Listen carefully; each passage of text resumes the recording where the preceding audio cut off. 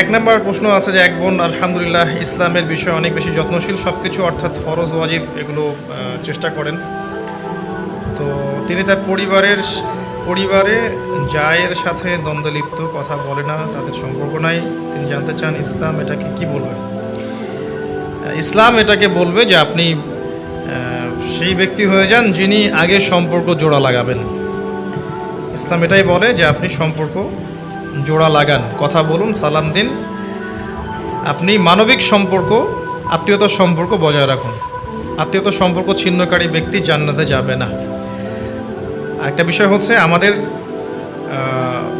এই মুআমালাতের ক্ষেত্রে বা মানুষের সাথে মেলামেশার ক্ষেত্রে দেখা যাবে সবার সাথে আমাদের সব কিছু বনিবনা হবে না, তারপরেও আল্লাহর সন্তুষ্টির জন্য সম্পর্কটা বজায় রাখতে হবে, শুধু আল্লাহর জন্যে, যে আল্লাহ পাক রাখতে বলেছেন রাখছি, আল্লাহ পাক আত্মীয়তার সম্পর্ক ছিন্ন করতে নিষেধ করেছেন করছি না, এটা আল্লাহর জন্য। তখন আপনি কষ্টও পাবেন না। যখন আপনি আল্লাহর জন্য কিছু করবেন তখন আপনি আঘাতপ্রাপ্ত হলেও কষ্ট পাবেন না, বিকজ আপনি আল্লাহর জন্য করেছেন। আল্লাহ পাক বোঝার তৌফিক দান করুন। আমি জানি অবিবাহিত মেয়ে বা ছেলের মধ্যে কোনো বন্ধুত্ব সম্পর্ক ইসলাম হালাল বলেনি। আজকে তো বিবাহের সেশন না নেবে, আমরা বিবাহ নিয়ে আলাদা সেশন করতে পারতাম। আমি বিবাহের প্রয়োজন অনুভব করছি, বাসায় বলেছি, দোয়া করেছি ইত্যাদি। বিয়ে দিতে নারাজ, এই কমন প্রশ্ন আর কি, এগুলো সাধারণত আমাদের অনেকেরই প্রবলেম। প্রথম কথা আমি যেটা বলবো ভাই, সলিউশন হচ্ছে শোনেন, বিয়ে করার আগে পড়াশোনা শেষ করেন।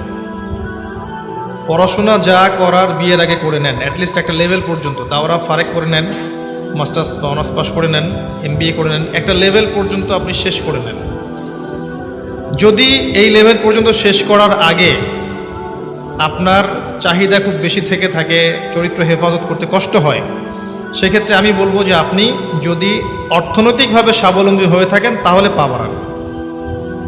যদি এই লেভেলে যাওয়ার আগে ইকোনমিক্যালি আপনি স্বাবলম্বী না হন তাহলে পা বাড়াবেন না, রোজা রাখবেন এবং বেশি বেশি পড়াশোনা করবেন, দিনের কাজের সাথে সম্পৃক্ত থাকবেন এবং ভালো মানুষদের সাথে মিলেমিশে থাকবেন, একা থাকবেন না। এভাবে ইনশাল্লাহ একটা পর্যায়ে আপনার বয়সটা একটু পরিণত হবে, তারপরে বিয়ে করলে আপনার মধ্যে ম্যাচুরিটি আসবে। এটা হয়তো মনে হতে পারে আপনাকে যে চরিত্রটা হেফাজত করা এই সময়ের মধ্যে আমার জন্য কঠিন। আমি জানি কঠিন, কিন্তু এর পরের জীবনটা আরও কঠিন হয়ে যাবে। এটা বিশ্বাস করেন, এর পরের জীবনটা আরও কঠিন হয়ে যাবে। পরামর্শ এক, যদি আপনার চাহিদা দমন করার মতো আপনার ইমানি তাকাত থেকে থাকে, ক্ষমতা থেকে থাকে, আপনি আগে আল্লাহর ওয়াস্তে দাওরা ফারেক করে নেন, পড়াশোনাটা শেষ করে নেন, তারপরে বিয়ে করেন।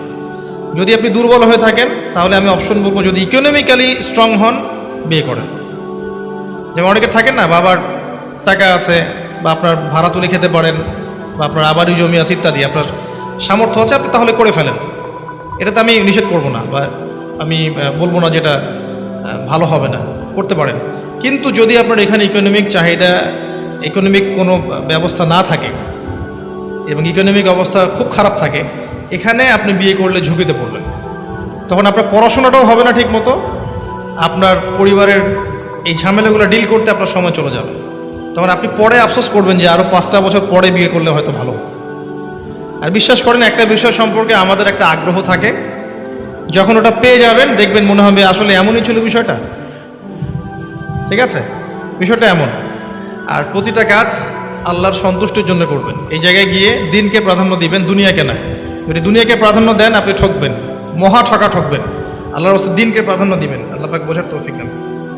এক ভাই প্রশ্ন করেছি, ইসলামী ইতিহাস এবং অর্থনীতি বিষয়ক কার্যকরী বইয়ের নাম বলবেন। হৃদয় আল্লাহর ভয় বৃদ্ধির উপায় কি এবং 24 ঘন্টার রুটিন কেমন হচ্ছে? অনেকগুলো প্রশ্ন আছে। ইসলামী ইতিহাসের উপরে ডক্টর আলী মোহাম্মদ সাল্লাবি ওনার সিরিজগুলো পড়তে পারেন। ডক্টর আলী মুহাম্মদ সাল্লাবি ওনার অনেকগুলো ইসলামিক হিস্ট্রি সিরিজ আছে। এবং ইসলামিক ফাউন্ডেশন বাংলাদেশ, এখানে গিয়ে দেখবেন ইতিহাসের অনেক বই আছে যেগুলো কেউ কিনছে না, পড়ে আছে, মানুষ কিনে না। আপনারা কখনো গিয়েছেন? আমাদের এটা ভুল। ওখানে এমন অনেক বই আছে যেগুলো রেয়ার বই, বাজারে পাওয়া যায় না। আপনি ওখানে অনেক ভালো বই পাবেন, আমরা যাই না, যাওয়া উচিত। ওখানে গিয়ে দেখবেন ইসলামিক ফাউন্ডেশন বাংলাদেশে অনেক ভালো ভালো কিছু বই আছে। এখানে হিস্ট্রি কিছু বই আছে। যখন আলোকিত জ্ঞানীর কম্পিটিশন চলছিল আমরা ওখানে গিয়েছিলাম এবং অনেকেই, আমাদের অনেক প্রতিযোগী সেখানে 10-20 হাজার টাকা করে বই কিনেছে। মাশাআল্লাহ, এই বইগুলো আমাদের বাসায় এখনও আছে। তো ওখানে যান, এটা পাবেন। আর ইসলামিক ইকোনমিক্সের ব্যাপারে আমি বলবো যে ওয়ান অ্যান্ড অনলি মুফতি তকি উসমানী, দামাত বারাকাতু, তার ইসলামিক ইকোনমিক্সের সিরিজ আছে, 10টা থেকে 12টা বইয়ের একটা প্যাকেজ পাবেন ইসলামিক অর্থনীতির উপরে। এটা পড়েন। তবে এর সাথে সাথে অনার্স মাস্টার্সে যে ইকোনমিক্সের বইগুলো পড়ানো হয় সেটাও জানা উচিত। ওইটা না জানলে আপনি এটা বুঝতে পারবেন না। ঠিক আছে, আল্লাহ পাক। এক ভাই দ্বীনি শিক্ষা অর্জন, ভাই না বোন আমি জানি না, লিখেছেন যে দ্বীনি শিক্ষা গ্রহণ করতে চান, অনার্স লেভেলে পড়ছেন, জেনারেল পড়াশোনা কি বাদ দিব এরকম? জি না, জেনারেল পড়াশোনা বাদ দিবেন না। আপনি জেনারেল পড়াশোনার মধ্যে থাকবেন। আপনি পরিবেশটা দিকে খেয়াল রাখেন যে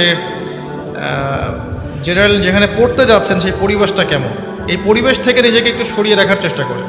কারণ এখানে ফ্রি মিক্সিং আছে আর কি, এবং এই ফ্রি মিক্সিংটাকে তারা কিছু মনেই করে না।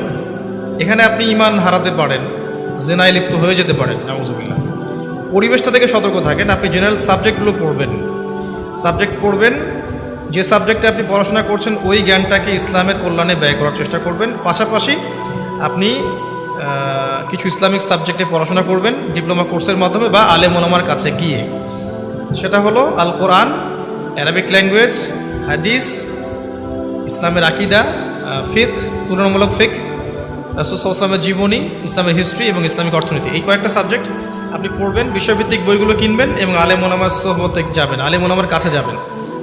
যদি মেয়ে হয়ে থাকেন তাহলে মহিলা আলেমার কাছে যাবেন, মহিলা মাদ্রাসায় যাবেন। যদি ছেলে হয়ে থাকেন তাহলে আপনার জন্য সুযোগটা বেশি সহজ, আপনারা যেতে পারবেন আলেম ওলামার কাছে ইনশাআল্লাহ।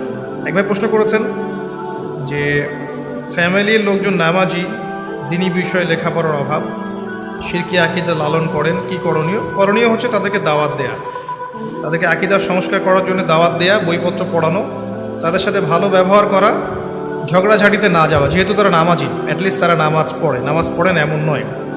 দ্বীনি লেখাপড়ার প্রতি প্রচুর অনীহা। এর অনীহার কারণটা আমি বলে দিচ্ছি, এটা হচ্ছে বস্তুবাদিতা। যে যত বেশি বস্তুবাদী এবং দুনিয়ার পিছনে ঝুঁকবে তার পড়াশোনার অনীহা তত কম হবে।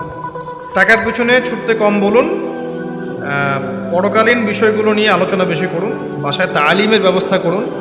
ফয়জুল কালাম, রিয়াদুস সালেহিন বা মুনতাখাব হাদিস এই টাইপের বইগুলো বাসায় রাখুন, নিয়মিত তালিম করুন। পড়াশোনার মধ্য দিয়ে ইনশাআল্লাহ তাআলা আপনার পরিবারের শিরকি আকিদা দূর করা সম্ভব। দুনিয়াবি ইলম বলে আসলে কোনো কথা নাই। ইলম আল্লাহর পক্ষ থেকেই এসেছে। বসেন, ইলম আল্লাহর পক্ষ থেকে এসেছে। আমাদের পড়াশোনার উদ্দেশ্যটা দেখতে হবে। আপনি ইংরেজিতে পড়াশোনা করছেন মনে করেন, এটা আপনি দুনিয়াবি পড়াশোনা কেন মনে করছেন? এই পড়াশোনা যদি আপনার মধ্যে থাকে আপনি ওয়ার্ল্ড অ্যাফেয়ার্সকে ডিল করতে পারবেন, কারণ এগুলো সব ইংরেজিতেই। ওয়ার্ল্ডের ইকোনমিক্সের বড় বড় বইগুলো ইংরেজিতেই, জিওপলিটিক্যাল বইগুলো ইংরেজিতেই। এবং ইভেন ওয়ার্ল্ডের অনেক স্কলার আছেন, রিনাউন্ড স্কলার, যারা ইংরেজিতে বই লিখেছেন, ইংরেজিতে লেকচার দিচ্ছেন। ওগুলো বুঝবেন কিভাবে এবং শিখবেন কিভাবে যদি আপনি ইংরেজি না জানেন? তো এটা তো দুনিয়াবি পড়া না। আপনাকে ওই জায়গায় ওরা যদি শিরকি কিছু পড়ায়, কুফরি কিছু পড়ায়, সেটা স্কিপ করেন। আপনি রেজাল্ট ভালো করার চেষ্টা করেন, ওই জ্ঞানটাকে আপনি দিনের কল্যাণে কাজে লাগান। আপনি ইসলাম শিখে ইংরেজিতে একটা বক্তব্য দেন, আপনার বক্তব্য পুরো বিশ্বে ছড়িয়ে যাক এবং ওই বক্তব্যের ওসিলায় হাজার মানুষ ইসলাম কবুল করতে পারে। ডক্টর জাকির নায়েকের কথা শুনেছেন? সব লেকচার তো ইংরেজিতেই, তাই না? এই লেকচার শুনে বহির্বিশ্বের কত মানুষ ইসলাম কবুল করেছে। তো তার ইংরেজি পড়াশোনাটা কি দুনিয়াবি হলো? দিনের খেদমত হয়েছে। এভাবে চিন্তা করেন। আসলে আমাদের মানসিকতার পরিবর্তনের প্রয়োজন আছে। আমি রিকোয়েস্ট করব, পড়াশোনার সময় দলীয়করণে যাবেন না। পড়াশোনার টাইমটা পড়াশোনা করেন, আপনি এগুলো সময় পাবেন পরে ইনশাআল্লাহ। এখন আপনার পড়াশোনা করার সময়। বর্তমান বিশ্ব পরিস্থিতি, থার্ড ওয়ার্ল্ড ওয়ার নিয়ে প্রশ্ন করেছে, প্রস্তুতি বিষয়ে জানতে চাই। মনে করেন যে রাশিয়া ইউক্রেন যুদ্ধ হয়ে মহাযুদ্ধ শুরু হয়ে গেল, আপনি করবেনটা কি বলেন তো? কি করার আছে আমার? আপনি এখানে আলোচনা করেই বা কি করতে পারবেন? এই কথা কোথায় পৌঁছাবে? এই কথা যদি পৌঁছায়ও, ওরা কি এই কথা দাম দিবে? তো হাইপোথেটিক্যাল চিন্তা বাদ দিয়ে প্র্যাকটিক্যাল কিছু কাজ করেন। যেমন এই যে বললাম, ইলম অর্জন করেন। যদি আপনি 5 বছরও বাঁচেন, 5 বছর জ্ঞান অর্জন করেন না কেন? 5 বছর জানা অনুযায়ী আমল করেন, আপনি হালাল রিজিকের ব্যবস্থা করেন, আপনার পরিবারের আদর্শ ঠিক করেন।